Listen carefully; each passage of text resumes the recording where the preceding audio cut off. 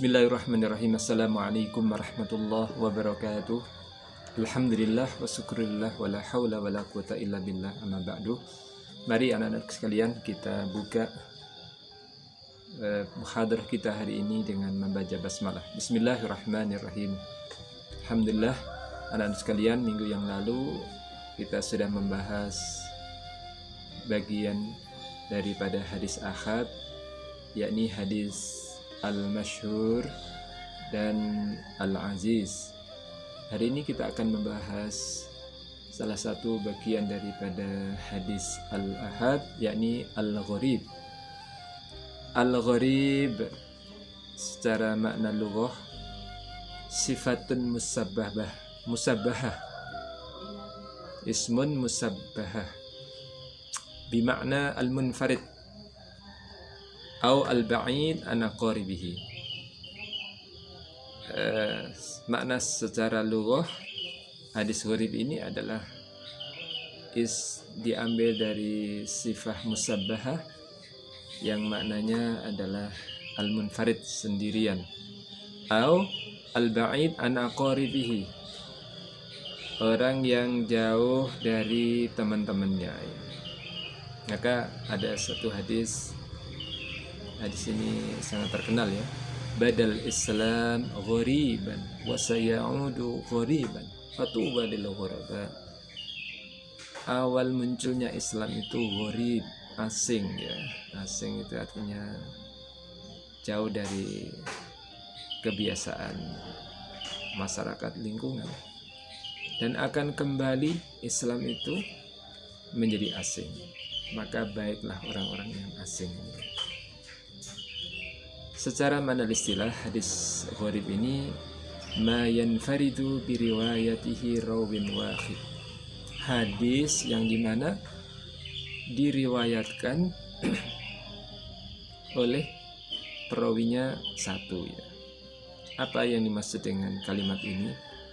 Yakni hadis yang dimana masing-masing tabaqat itu ada tabaqatus sahabat, ada tabi'in, tabi'ut tabi'in, sekurang-kurangnya adalah satu.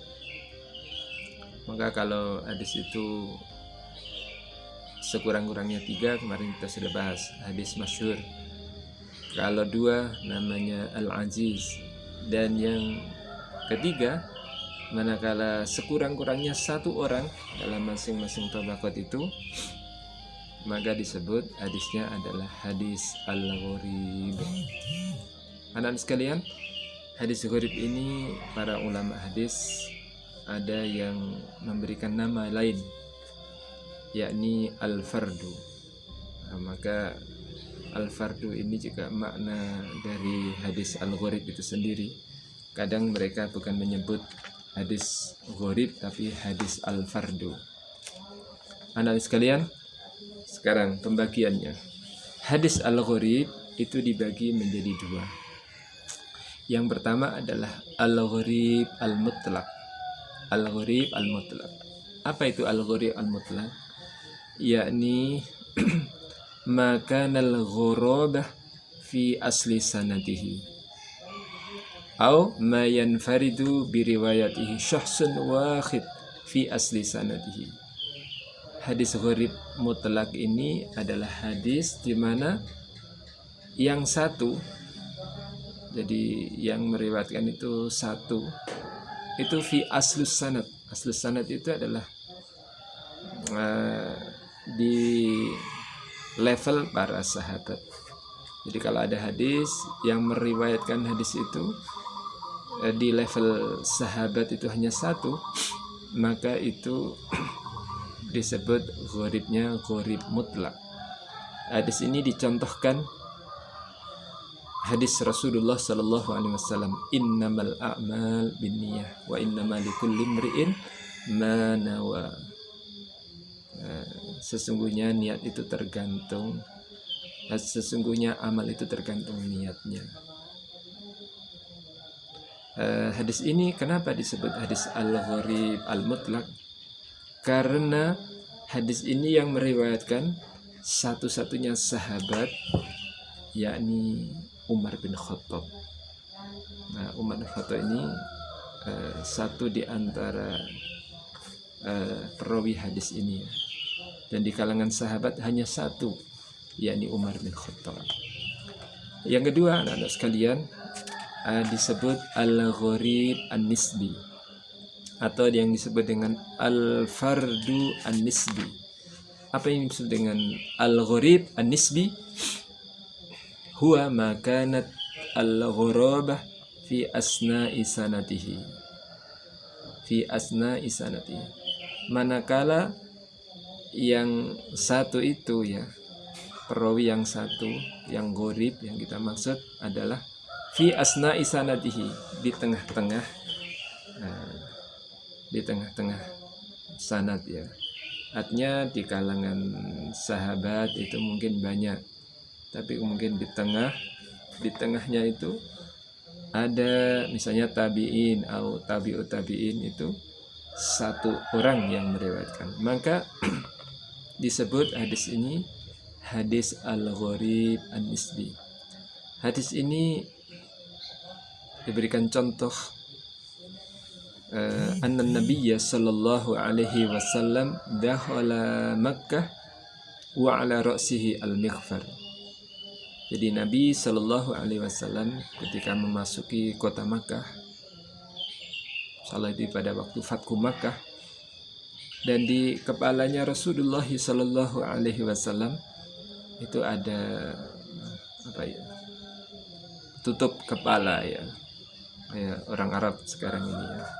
Maka anak sekalian, menjadi sunnah bagi kita memakai tutup kepala ya. Apalagi para santri akan lebih baik ya.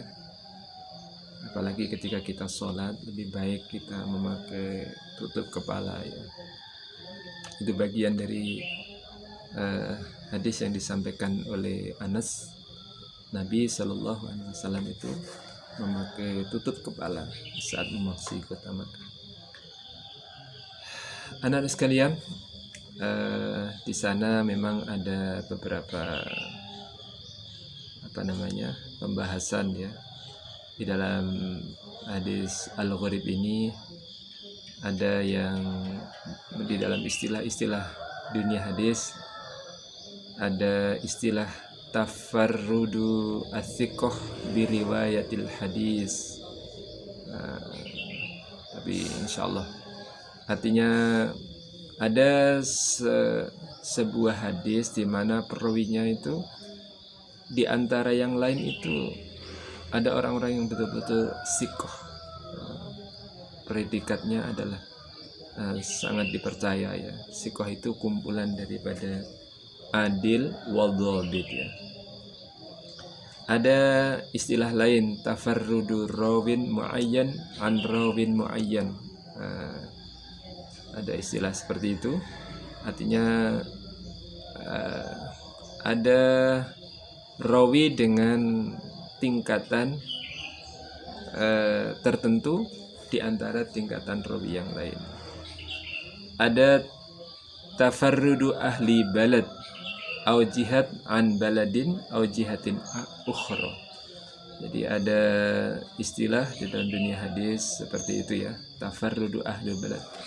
Jadi ada hadis di mana perawinya itu di level tertentu, di tempat tertentu ini, anak-anak sekalian, agak beda dengan di tempat yang lainnya.